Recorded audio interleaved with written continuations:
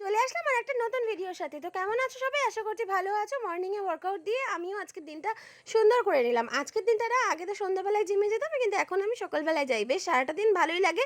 ফুরফুরে মনটা থাকে। তো বাড়িতে চলে এসেছি, স্নান করে নিয়েছি, পুজো করে নিয়েছি, রেডি হয়ে নিয়েছি। আর এখন মা আমার খাবার প্যাক করে দিচ্ছে।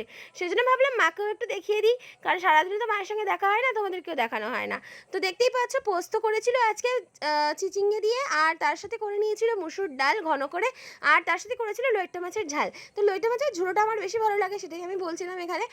কিন্তু মা ঝাল করেছে, তো যাই হোক, কোনো ব্যাপার না, যা করবে তাই খেয়ে নেবো। সবটাই ভালো লাগে মায়ের হাতের রান্না।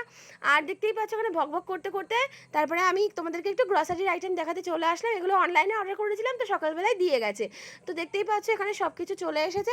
আর সন্ধ্যেবেলায় বাড়ি ফেরার পরে মা এরকম সুন্দর করে চিড়ের পোলাও করে দিয়েছে। আর খেতে খেতে আজকের ভিডিওটা এখানে শেষ করছি। সামনে পুজো, তো তোমরা পুজোয় কী কী শপিং করলে অবশ্যই আমাকে জানাতে ভুলো না। আজকের মতো টাটা।